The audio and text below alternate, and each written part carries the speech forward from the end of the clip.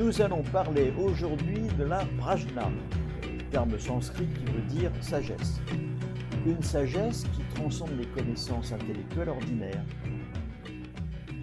La prajna est une sagesse qui va au-delà des oppositions, des jugements, des conceptions limitées de la réalité, et elle s'exprime directement et est vécue plutôt que simplement juste pensée ou comprise de manière conceptuelle. Le bodhisattva est l'illustration de cet être qui a atteint cet état, car par sa connaissance, il a transcendé tous les états. Et on pourrait même rajouter toutes les étapes des états. La sagesse transcendante n'est donc pas une sagesse qui est acquise par l'étude des textes ou par une réflexion logique. La prajna se distingue de la simple connaissance ou de l'intellect.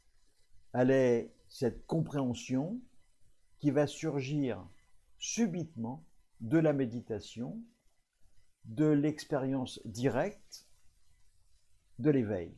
Elle est en fait associée à la perception de la vacuité, d'une part, et aussi de la non-dualité, d'autre part. Vacuité d'un côté, non-dualité de l'autre côté.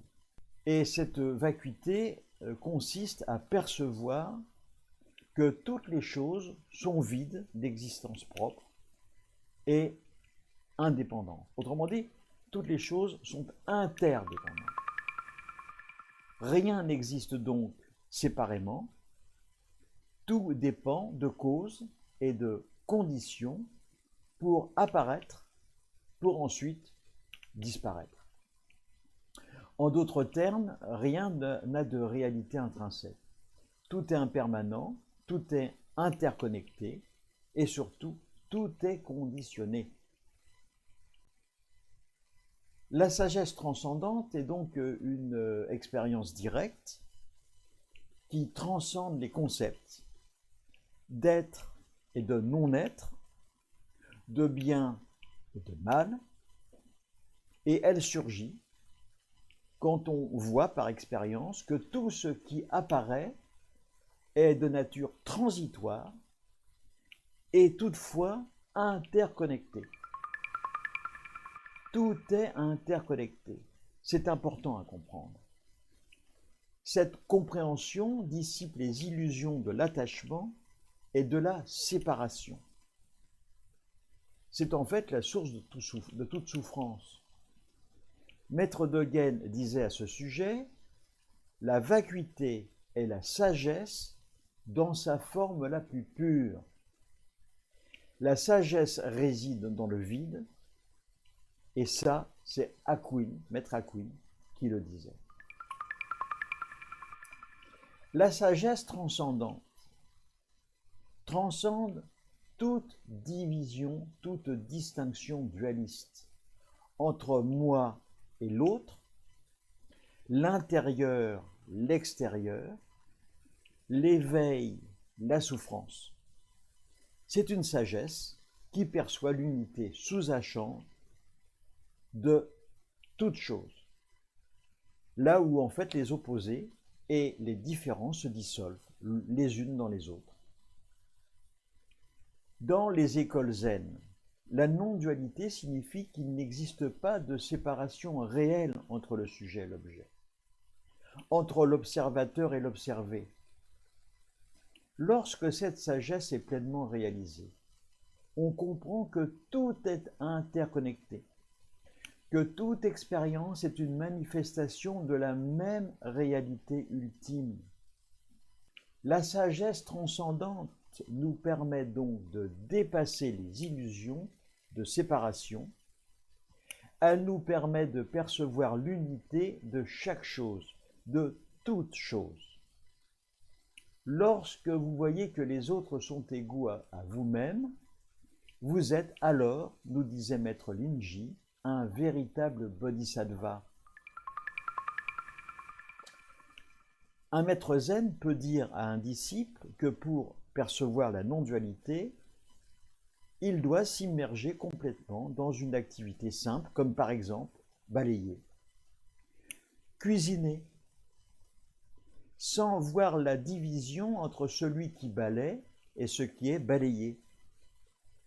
La sagesse transcendante consiste donc à réaliser qu'il n'y a pas de séparation entre l'action, l'objet, le sujet. Tout cela est en réalité totalement indissociable. La sagesse transcendante est toujours accompagnée de compassion.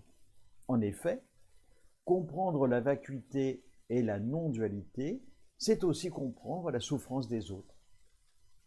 Toute souffrance est perçue comme faisant partie de cet ensemble interconnecté de la réalité. Cette sagesse implique que il faut absolument avoir une ouverture du cœur envers tous les êtres. Il faut développer cette volonté de les aider à surmonter leur propre ignorance et leur souffrance. Même s'ils pensent qu'ils ne souffrent pas, au fond, ils souffrent profondément. La sagesse et la compassion sont donc souvent décrites comme les deux roues d'un même chariot. L'une sans l'autre ne peuvent conduire à l'éveil. L'altruisme, l'aide aux autres, la pratique du bodhisattva naissent de cette sagesse transcendante qui voit la souffrance des autres comme une partie intégrante de l'ensemble. Voyons maintenant la sagesse transcendante dans la pratique zen. Dans la pratique du zen, cette sagesse transcendante ne se trouve pas dans les spéculations intellectuelles ou les idées abstraites. Elle se trouve dans l'expérience directe de la méditation, le zazen. En zazen, le pratiquant va dépasser les pensées conceptuelles. Il va se relier directement à la réalité telle qu'elle est. Il ne va pas la déformer par les filtres de l'ego, par le filtre de croyance. Les choses sont telles qu'elles sont. Et c'est ainsi qu'il les voit. La sagesse transcendante se manifeste donc dans la capacité à voir au-delà des distinctions, à percevoir la réalité telle qu'elle est, dans sa simplicité, mais aussi et surtout dans l'impermanence, dont j'ai beaucoup parlé dans ces enseignements. Alors, en conclusion, la sagesse transcendante est une sagesse qui va au-delà de l'intellect et des constructions mentales. Elle est une expérience directe de la vacuité, de la non-dualité, de l'interdépendance de toutes les choses. Cette sagesse est toujours accompagnée de compassion. Elle nous permet de percevoir l'unité de la réalité, de toute réalité, et donc de répondre aux souffrances des autres avec une profonde empathie en pratiquant zazen et en suivant les enseignements du zen. Cette sagesse transcendantale devient une manière de vivre pleinement, de percevoir et d'agir dans le monde avec clarté et avec bienveillance. Pour terminer, durant la méditation, lorsque on laisse aller les pensées, on éprouve un état de non-séparation avec tout ce qui est. On est à la fois dans le corps, dans la respiration, dans l'espace, mais il n'y a plus de subjectivité ou d'objet distinct. Tout est lié.